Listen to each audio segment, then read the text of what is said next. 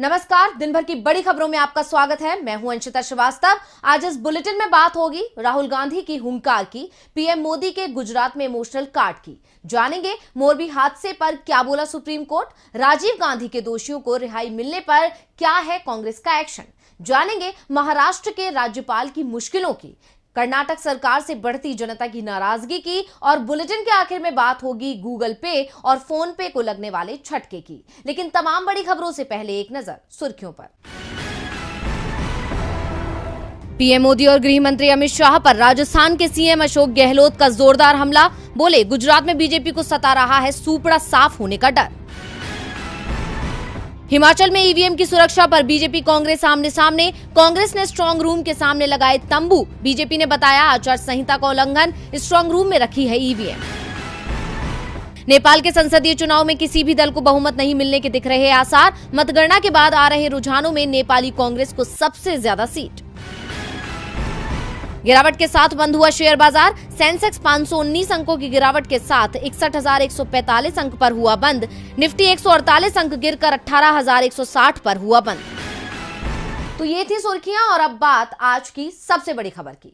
लंबे इंतजार के बाद आखिरकार आज राहुल गांधी ने गुजरात में चुनावी हुंकार भरी और बीजेपी सरकार पर जमकर निशाना साधा। वहीं अपने पूरे संबोधन के दौरान राहुल ने जनता से भारत जोड़ो यात्रा के अपने अनुभव को साझा किया, साथ ही केंद्र सरकार की नीतियों पर जोरदार हमला किया। तो क्या कुछ बोले राहुल, देखिए रिपोर्ट।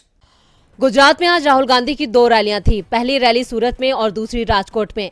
सूरत के 5 कांकड़ा गांव में राहुल ने आदिवासियों के मुद्दे को उठाया। उन्होंने कहा कि बीजेपी आदिवासियों के साथ अन्याय करती है। ये देश आपका है जो बीजेपी ने आपसे ले लिया है। बीजेपी के लोग आपको आदिवासी नहीं वनवासी कहते हैं। इसका मतलब है कि आप जंगल में रह रहे हैं। वे नहीं चाहते कि आप आगे बढ़ें, आपके बच्चे शहरों में पढ़ें और आगे बढ़ें। सूरत में राहुल ने आदिवासियों के हक की बात की। इसके बाद जब वो राजकोट पहुंचे तो उन्होंने सबसे पहले मंच से ही मोरबी मामले में जिन लोगों की जान गई उनको श्रद्धांजलि देते हुए 2 मिनट का मौन रखा। राहुल ने कहा कि मोरबी में जो दोषी हैं उनके खिलाफ सरकार कार्रवाई नहीं कर रही है। राहुल ने किसानों की बात करते हुए कहा कि किसान सवाल पूछते हैं कि राहुल जी एक बात समझ नहीं आती, हिंदुस्तान के 3 से 4 करोड़पति लाखों करोड़ रुपए कर्जा लेते हैं और उनका कर्ज माफ हो जाता है। हमने क्या गलती की है? हम 50,000 का कर्ज लेते हैं, हमारा कर्जा कभी माफ नहीं होता। उनके खिलाफ कोई कार्रवाई नहीं होती, उसे सरकार नॉन परफॉर्मिंग एसेट बता देती है। जबकि किसान अगर कर्जा वापस नहीं देते तो सरकार उसे नॉन परफॉर्मिंग एसेट नहीं बल्कि डिफॉल्टर कहा जाता है। अपने संबोधन में राहुल गांधी ने किसानों के दुख दर्द का जिक्र किया और कहा कि ये सब सुनकर दुख होता है। मोरबी हादसे पर दुख जताते हुए राहुल ने सरकार से सवाल भी किया कि जिन्होंने ये काम किया उनके खिलाफ कोई कार्रवाई नहीं, क्योंकि बीजेपी के साथ उनके अच्छे रिश्ते हैं, इसलिए उनका कुछ नहीं होगा क्या? नोटबंदी को लेकर राहुल ने कहा कि पीएम ने कहा था कि काला धन इससे मिटेगा, लेकिन काला धन तो नहीं आया, लेकिन इससे छोटे उद्योगपतियों को जरूर बड़ा नुकसान हुआ। कई उद्योग बंद हो गए। राहुल ने जीएसटी पर सवाल उठाते हुए कहा कि गलत जीएसटी के चलते व्यापारियों को सबसे ज्यादा नुकसान हुआ है। ये सरकार किसान, मजदूर, छोटे व्यापारियों के खिलाफ है। ये सरकार सिर्फ बड़े उद्योगपतियों का रास्ता साफ कर रही है। राहुल गांधी ने कहा कांग्रेस का आदिवासियों से गहरा रिश्ता है। गुजरात के सूरत में अपने पूरे भाषण के दौरान राहुल आत्मविश्वास से भरे हुए नजर आए और उन्होंने अपनी जीत का दावा किया। वैसे राज्य में इस बार कांग्रेस पहले से ज्यादा मजबूत स्थिति में दिख रही है, जिससे बीजेपी डरी हुई है और अलग अलग पैंतरे अपना रही है। उसी के चलते आज फिर पीएम मोदी गुजरात दौरे पर पहुंचे। तो क्या कुछ बोले पीएम, आइए देखते हैं। गुजरात में कांग्रेस की मजबूती का डर अब बीजेपी को दिखाई देने लगा है। पीएम मोदी की रैलियों की संख्या बढ़ा दी गई है। किसी राज्य में शायद ही ऐसा कभी हुआ होगा जब प्रधानमंत्री लगातार 3 दिन तक चुनावी रैलियां करते दिखे, लेकिन ये गुजरात में दिख रहा है। पीएम 3 दिन से यहां लगातार चुनाव प्रचार कर रहे हैं। साफ है, मुकाबला बेहद कड़ा हो चुका है और बीजेपी पीएम के गृह राज्य में हार मानने को तैयार नहीं है। इसलिए पीएम ने यहां पूरी ताकत झोंक दी है। पीएम अपनी सरकार के काम कम और कांग्रेस की नाकामियों को ज्यादा बता रहे हैं और अब तो पीएम ने गुजरात में हर बार की तरह इमोशनल कार्ड भी खेल दिया है। पीएम मोदी ने कांग्रेस के मधुसूदन मिस्त्री की औकात वाले बयान को भुनाने की कोशिश तेज कर दी है। मधुसूदन मिस्त्री ने कांग्रेस का घोषणा पत्र जारी करते हुए कहा था कि प्रधानमंत्री नरेंद्र मोदी कभी भी सरदार पटेल नहीं बन पाएंगे। चुनाव में उनकी औकात का पता चल जाएगा और अब पीएम ने इसी बयान को लेकर कांग्रेस पर निशाना साधा है। पीएम मोदी ने सुरेंद्रनगर की रैली में कहा कि कांग्रेस वाले कहते हैं कि मोदी को औकात दिखा देंगे। अहंकार है भाइयों, अहंकार। मोदी को औकात दिखा देंगे। अरे माई बाप, आप तो राज परिवार से हैं, मैं तो एक सामान्य परिवार की संतान हूँ, मेरी कोई औकात नहीं। तुम मेरी औकात मत दिखाओ, मैं तो सेवादार हूँ, नौकर हूँ, सेवादार की कोई औकात नहीं होती है। साफ है, एक बार फिर बीजेपी गुजरात में काम की जगह नाम पर चुनाव जीतने की कोशिश करेगी। पीएम के बयान से साफ है कि आगे भी वो मधुसूदन मिस्त्री के बयान को भुनाने की कोशिश करेंगे। पीएम ने गुजरात में इमोशनल कार्ड चल दिया, जो इस बात का संकेत है कि गुजरात में बीजेपी की जड़ें कमजोर पड़ रही हैं, जिसकी वजह है ऐसे कई मुद्दे जिस पर बीजेपी सरकार घिरी हुई है। और अभी हाल ही में हुए मोरवी हादसे ने भी सरकार की मुश्किलें बढ़ा रखी हैं। और आज इस मामले की सुनवाई सुप्रीम कोर्ट में हुई, जिस पर कोर्ट ने अपना फैसला भी सुना दिया। तो क्या बोला कोर्ट, देखते हैं इस रिपोर्ट में। गुजरात के मोरवी में पुल हादसे में 140 से ज्यादा लोगों की जान चली गई थी। इस हादसे ने पूरे देश को झकझोर के रख दिया था।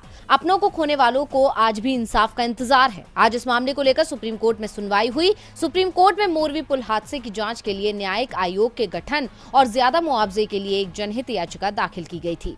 याचिका पर आज सुनवाई करते हुए चीफ जस्टिस DY चंद्रचूड़ और जस्टिस हेमा कोहली की पीठ ने गुजरात हाईकोर्ट को आदेश दिया है। अधिवक्ता विशाल तिवारी ने ये जनहित याचिका दाखिल की थी। सुप्रीम कोर्ट ने अपने आदेश में गुजरात हाईकोर्ट से घटना से जुड़े सभी पहलुओं पर नजर रखने को कहा है।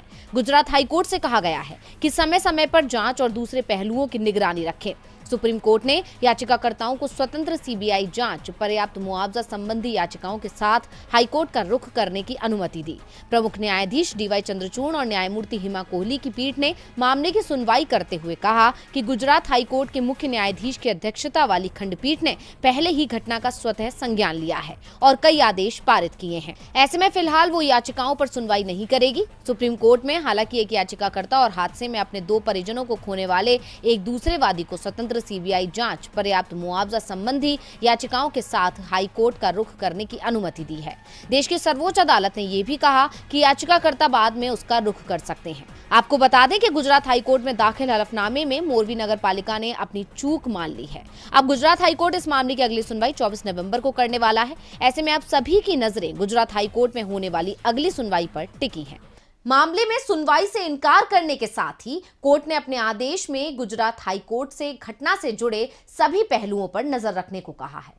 इस मामले पर सुप्रीम कोर्ट सुनवाई करने को राजी नहीं है, तो वहीं अब राजीव गांधी के दोषियों की रिहाई मामले में सुप्रीम कोर्ट को दोबारा सुनवाई करनी पड़ सकती है। आखिर क्या है इसकी वजह, आइए देखते हैं। देश के पूर्व प्रधानमंत्री राजीव गांधी की जान लेने वाले दोषियों को फिर से जेल होगी? क्या सुप्रीम कोर्ट बदलेगा अपना फैसला या फिर याचिकाएं हो जाएंगी खारिज? ये सवाल लगातार सुर्खियों में बने हुए हैं। इसकी वजह सुप्रीम कोर्ट के फैसले के खिलाफ सत्ता पक्ष और विपक्ष की याचिकाएं हैं। दरअसल सुप्रीम कोर्ट की ओर से दोषियों को रिहाई देने के मामले में कांग्रेस पुनर्विचार याचिका दाखिल करेगी। पार्टी प्रवक्ता और वरिष्ठ वकील अभिषेक मनु सिंघवी ने बताया कि कांग्रेस ने सैद्धांतिक रूप से ये फैसला किया है कि इस संबंध में पुनर्विचार की मांग की जाएगी। हमने अभी तौर तरीकों पर निर्णय नहीं लिया है। हम सरकार की पुनर्विचार याचिका में हस्तक्षेप करेंगे या अलग से हस्तक्षेप करेंगे। इससे पहले केंद्र सरकार ने 6 दोषियों की रिहाई के खिलाफ पुनर्विचार याचिका दायर की थी। केंद्र सरकार ने कहा था कि सुप्रीम कोर्ट ने इस मामले से जुड़े अन्य पक्षों को सुने बिना ही दोषियों की समय पूर्व रिहाई का फैसला दे दिया। सरकार ने न्यायिक प्रक्रिया संबंधी खामी को उजागर करते हुए अपनी याचिका में कहा कि इस मामले का आवश्यक पक्ष होने के बावजूद उसे अपनी बात कहने का कोई अवसर नहीं दिया गया है। केंद्र ने कहा कि दोषियों ने सजा पर पुनर्विचार करने की याचिका के समय केंद्र सरकार को पक्षकार नहीं बनाया, इसलिए इस मामले से जुड़ा अहम सबूत और पहलू सुप्रीम कोर्ट के सामने आने से रह गए। अगर ऐसा किया गया होता तो इस संबंध में सुप्रीम कोर्ट से एकदम सटीक और उपयुक्त फैसला आता। आपको बता दें कि 11 नवंबर को सर्वोच्च अदालत ने नलिनी श्रीहरन समेत 5 दोषियों को जेल से रिहा कर दिया था। एक अन्य दोषी पेरारीवलन को रिहा करने का सुप्रीम कोर्ट पहले ही आदेश दे चुका था, लेकिन अब इस रिहाई का विरोध हो रहा है। दोषियों को रिहाई देने के मामले में कांग्रेस पुनर्विचार याचिका दाखिल करेगी और दोषियों को फिर से जेल भेजने की मांग करेगी। वैसे मांग तो इस समय महाराष्ट्र में उठ रही है, वो भी राज्यपाल भगत सिंह कोश्यारी को अपने पद से हटाने की। एनडीए गठबंधन कोश्यारी के खिलाफ सड़क पर उतरकर प्रदर्शन कर रहा है। आखिर क्यों मुश्किल में घिरे कोश्यारी, देखेंगे रिपोर्ट। महाराष्ट्र राज्यपाल भगत सिंह कोश्यारी अपने फैसलों को लेकर अक्सर विपक्ष के निशाने पर रहते हैं, लेकिन अब उन्होंने ऐसी बात बोल दी है जिससे वो विपक्ष के साथ साथ सहयोगी दल विधायक के निशाने पर भी आ गए हैं। एनसीपी के नेताओं ने तो सड़क पर उतरकर विरोध प्रदर्शन शुरू कर दिया है। पुणे में कार्यकर्ताओं ने कोश्यारी की धोती उतारने के लिए 1 लाख रुपए के इनाम का ऐलान किया है। इस बीच शिवसेना के उद्धव गुट ने भी बवाल की चेतावनी दी है। शिव सैनिकों का कहना है कि भगत सिंह कोश्यारी का 2 दिनों के अंदर तबादला हो जाना चाहिए, वरना पूरे राज्य में आंदोलन होगा। अब जहां एक तरफ विरोधी दल राज्यपाल के खिलाफ मोर्चा खोल रहे हैं, तो वहीं दूसरी तरफ अब शिंदे गुट के विधायक भी राज्यपाल को हटाने की मांग कर रहे हैं। एकनाथ शिंदे गुट के विधायक संजय गायकवाड़ ने केंद्र सरकार से मांग की है कि महाराष्ट्र के राज्यपाल भगत सिंह कोश्यारी को किसी अन्य जगह पर भेजा जाए। उन्होंने कहा है कि जिस व्यक्ति को महाराष्ट्र के इतिहास और राजा की जानकारी न हो, उसे महाराष्ट्र का राज्यपाल बनाने से राज्य का कोई फायदा नहीं होगा। साथ ही महाराष्ट्र में किसी मराठी व्यक्ति को ही राज्यपाल बनाया जाए।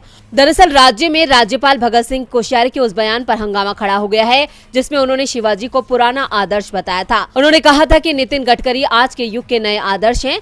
राज्यपाल कोश्यारी ने यह बयान डॉक्टर बाबा साहेब अम्बेडकर के मराठवाड़ा विश्वविद्यालय के दीक्षांत समारोह में संबोधित करते हुए दिया था। इसे लेकर राजनीति में हंगामा बरप रहा है। अब देखना होगा कि विपक्ष के विरोध के बीच केंद्र सरकार इस मामले को कैसे शांत करवाती है। अपने विवादित बयान के कारण कोश्यारी घिर गए हैं और विपक्ष ने राज्यपाल के खिलाफ मोर्चा खोल दिया है। लेकिन कर्नाटक में तो जनता ने ही बीजेपी विधायक के खिलाफ मोर्चा खोल दिया और विधायक की जमकर पिटाई की, जो इस बात का संकेत है कि कर्नाटक सरकार के खिलाफ जनता में नाराजगी है और आगामी चुनाव में बीजेपी को भारी नुकसान हो सकता है। कर्नाटक में विधानसभा चुनाव में लगभग 6 महीने का समय बचा हुआ है, जिसके चलते राज्य का सियासी पारा गरमाया हुआ है। विपक्षी पार्टी कांग्रेस तो सत्ताधारी बीजेपी की मुश्किलें बढ़ा रही है, लेकिन अब जनता का गुस्सा भी बीजेपी सरकार के खिलाफ फूट पड़ा है। इस बीच कर्नाटक में बीजेपी के एक विधायक को जनता के गुस्से का सामना करना पड़ा है। मिली जानकारी के अनुसार स्थानीय ग्रामीणों ने विधायक पर हमला कर दिया और विधायक के कपड़े तक फाड़ डाले गए। ये घटना कर्नाटक के चिकमंगलूर जिले में हुई, जहां मुदीगिरे विधानसभा सीट के भाजपा विधायक MP कुमारस्वामी हाथियों के हमले में एक महिला की जान जाने के बाद मृतक के घर पहुंचे थे, लेकिन वो जनता के गुस्से का शिकार हो गए। ये घटना इस बात का सबूत है कि कर्नाटक की जनता अब बीजेपी सरकार से नाखुश है और सरकार के खिलाफ अपना गुस्सा खुलकर जाहिर कर रही है, जो आने वाले चुनावों में बीजेपी के लिए खतरे की घंटी साबित हो सकता है। आपको बता दें कि राज्य सरकार भ्रष्टाचार के मुद्दे पर पहले ही घिरी हुई है। इतना ही नहीं, कांग्रेस ने जगह जगह पे सीएम के पोस्टर लगाए थे। इसके अलावा हिजाब विवाद जैसे मुद्दों पर भी कर्नाटक की बम्बई सरकार विपक्ष के निशाने पर है। ऐसे में अब ये मामला बताता है कि कर्नाटक में बीजेपी की हालत खस्ता है और दक्षिण का एकमात्र राज्य भी अब उसके हाथ से खिसकता जा रहा है। वहीं विधायक की पिटाई के मामले को लेकर ग्रामीणों का कहना है कि उन्होंने विधायक से हाथियों को लेकर सवाल किए थे, लेकिन विधायक लोगों के सवालों का जवाब नहीं दे सके, जिससे लोगों का गुस्सा फूट पड़ा। अब ये घटना इस बात का सबूत है कि जनप्रतिनिधि से जनता ही खुश नहीं है तो सरकार कैसे चलेगी। और बुलेटिन के आखिर में बात होगी गूगल पे और फोन पे को लगने वाले झटके की। National payment corporation of India यानी NPCI जल्द बड़ा फैसला ले सकता है। अगर ये फैसला अमल में लाया जाता है तो देश के थर्ड पार्टी ऐप प्रोवाइडर्स को मुश्किलें बढ़ सकती हैं। NPCI की UPI पेमेंट सर्विस के लिए कुल लेन देन की सीमा को 30% तक सीमित करने के फैसले पर भारतीय रिजर्व बैंक के साथ बातचीत हो रही है। NPCI इस फैसले को 31 दिसंबर 2022 तक लागू करने का प्लान बना रहा है। अगर ये फैसला लागू होता है तो इससे गूगल पे और फोन पे को झटका लग सकता है। देखते हैं ये report. Third party UPI payment service पर गूगल पे और फोन पे का एकाधिकार खत्म हो जाएगा। National payments corporation of India यानी NPCI थर्ड पार्टी यानी UPI पेमेंट सर्विस के लिए कुल ट्रांजैक्शन की लिमिट को 30% तक तय करने के फैसले पर भारतीय रिजर्व बैंक के साथ बातचीत कर रहा है। NPCI ने इस फैसले को लागू करने के लिए 31 दिसंबर की समय सीमा तय की है। इस समय लेन देन की कोई सीमा नहीं है। ऐसे में दो कंपनियों गूगल पे और फोन पे की बाजार हिस्सेदारी बढ़कर करीब 80% हो गई है। NPCI ने नवंबर 2022 में एकाधिकार के जोखिम से बचने के लिए थर्ड पार्टी के ऐप प्रोवाइडर्स के लिए 30% लेन देन की सीमा तय करने का प्रस्ताव दिया था, जिसको लेकर एक बैठक बुलाई गई थी। इस बैठक में NPCI के अधिकारियों के अलावा वित्त मंत्रालय और RBI के वरिष्ठ अधिकारियों ने हिस्सा लिया था। इस बैठक में जोखिम से जुड़े सभी पहलुओं पर बात की गई थी। खबरों की माने तो फिलहाल NPCI सभी संभावनाओं पर विचार कर रहा है और 31 दिसंबर की डेडलाइन बढ़ाने पर कोई अंतिम फैसला नहीं लिया गया है। कहा जा रहा है कि NPCI को समय सीमा बढ़ाने के लिए इंडस्ट्री के स्टेक होल्डर्स से अनुरोध मिले हैं और उनकी जांच की जा रही है। NPCI इस महीने के आखिर तक यूपीआई मार्केट लिमिट लागू करने के मुद्दे पर फैसला कर सकता है। अक्टूबर 2022 में हुए कुल यूपीआई ट्रांजैक्शन की संख्या 7.7% की बढ़त के साथ 730 करोड़ के स्तर पर पहुंच गई थी, जिसकी कुल वैल्यू 12.11 लाख करोड़ रुपए थी, जबकि सितंबर 2022 में 678 करोड़ यूपीआई ट्रांजैक्शन हुए थे, जिसकी कुल वैल्यू 11.16 करोड़ रुपए थी। वहीं दूसरी तरफ अक्टूबर 2022 में आईएमपीएस ट्रांजैक्शन की कुल संख्या 48.25 करोड़ थी, जिसकी वैल्यू 4.66 लाख करोड़ रुपए थी। शायद यही वजह है कि अब यूपीआई की ट्रांजैक्शन लिमिट को तय करने का फैसला लिया जा रहा है। तो आज इस बुलेटिन में बस इतना ही। देखते रहिए डीवी लाइव। नमस्कार।